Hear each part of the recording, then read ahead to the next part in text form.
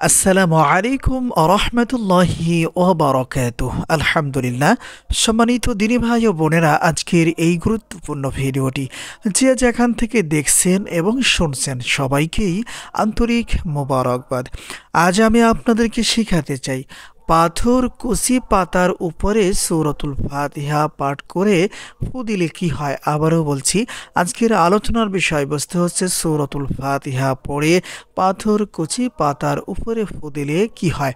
বিস্তারিত জানার জন্য আর এই দামি আমলটা শিখে রাখার জন্য সম্পূর্ণ ভিডিওটি দেখার অনুরোধ থাকবে।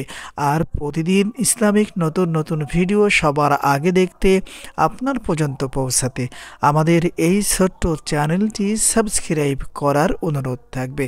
সম্মানিত দিনী ভাই ও বোনেরা, এই আমলটা কখন কিভাবে করবেন পরামর্শ থাকবে আমার দেখানো পদ্ধতিতে ফজরের নামাজের পরে করে নেওয়ার চেষ্টা করবেন ইনশাআল্লাহ।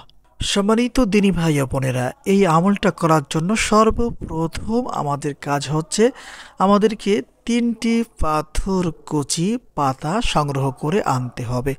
এরপরে ফজরের নামাজের পরে আমাদেরকে আমলটা করে নিতে হবে।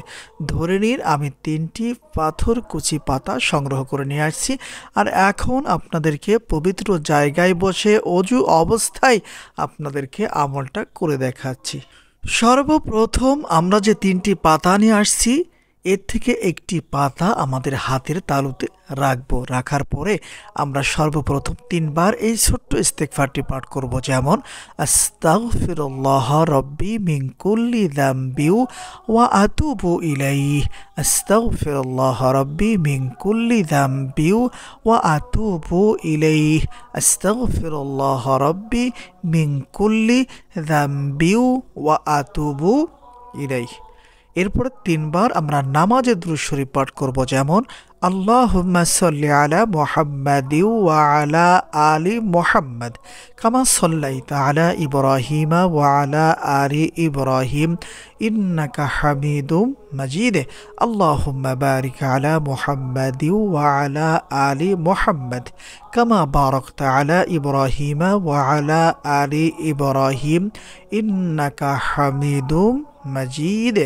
সম্মানিত দিনী ভাই ও বোনেরা, এরপরে আমার দেখানো পদ্ধতিতে এই নিয়মে বিসমিল্লাহ সহ সূরাতুল ফাতিহা পড়া শুরু করবেন, যেমন বিসমিল্লাহির রহমানির রহিম আলহামদুলিল্লাহি রাব্বিল আলামিন الرحمن الرحيم مالك يوم الدين إياك نعبد وإياك نستعين اهدنا الصراط المستقيم صراط الذين أنعمت عليهم غير المغضوب عليهم ولا الضالين। সূরাতুল ফাতিহা একবার পড়া হয়ে যাওয়ার পরে আমরা হাতের উপরে যেই পাতাটি রেখেছি এই পাতার উপরে একটি ফু অথবা দম করতে হবে, যেমন। এরপরে বিসমিল্লাহ সহ আবার সূরাতুল ফাতিহা পাঠ করতে হবে, যেমন বিসমিল্লাহির রহমানির রহিম আলহামদুলিল্লাহি রাব্বিল আলামিন আর রহমানির রহিম মালিকি ইয়াউমিদ্দিন ইয়াকা না'বুদু ওয়া ইয়াকা নাস্তাঈন ইহদিনাস সিরাতাল মুস্তাকিম সিরাতাল লাযীনা আন'আমতা আলাইহিম গায়রিল মাগদুবি আলাইহিম ওয়ালাদ-দাল্লিন। এরপরে আবার পাতার উপরে একটি ফু অথবা দম করতে হবে, যেমন। এরপরে আবার বিসমিল্লাহ সহ সূরাতুল ফাতিহা পড়বেন। বিসমিল্লাহির রহমানির রহিম আলহামদুলিল্লাহি রাব্বিল আলামিন আর রহমানির রহিম মালিকি ইয়াউমিদ্দিন ইয়াকা না'বুদু ওয়া ইয়াকা নাস্তাঈন ইহদিনাস সিরাতাল মুস্তাকিম সিরাতাল লাযীনা আন'আমতা আলাইহিম গায়রিল মাগদুবি আলাইহিম ওয়ালাদ-দাল্লিন। পড়া শেষ হওয়ার পরে পাতার উপরে আরো একটি ফু অথবা দম করতে হবে, যেমন। সম্মানিত দিনী ভাই ও বোনেরা, যখন একটা পাতার উপরে সূরাতুল ফাতিহা 3 বার পাঠ করে 3টি ফু অথবা দম করা হয়ে যাবে, তখন আমরা এই পাতাটা আলাদা কোনো জায়গায় রেখে দিব। রেখে দেওয়ার পরে 2 নম্বর পাতাটা আমাদের হাতের তালুতে রাখবো। রাখার পরে সেম একইভাবে বিসমিল্লাহ সহ সূরাতুল ফাতিহা 3 বার পড়ব আর দ্বিতীয় পাতার উপরে 3টি ফু অথবা দম করব। যখন 2 নাম্বার পাতাটা আমাদের সম্পূর্ণ পড়া হয়ে যাবে, আমরা পূর্বের পাতাটির কাছে 2 নাম্বার পাতাটি রেখে দিব। এরপরে আমাদের হাতের তালুতে 3য় নাম্বার পাতাটি নেব। সেম একইভাবে বিসমিল্লাহ সহ সূরাতুল ফাতিহা সম্পূর্ণ 3 বার পড়ব আর এই 3য় পাতাটির উপরে 3টি ফু অথবা দম করব।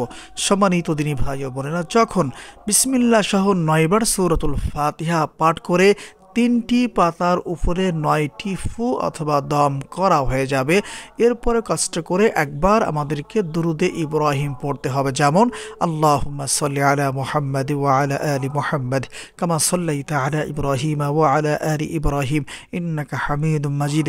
আল্লাহুম্মা বারিক আলা মুহাম্মাদ ওয়া আলা আলি মুহাম্মাদ কামা বারাকতা আলা ইব্রাহিম ওয়া আলা আলি ইব্রাহিম ইন্নাকা হামিদুম মাজিদ।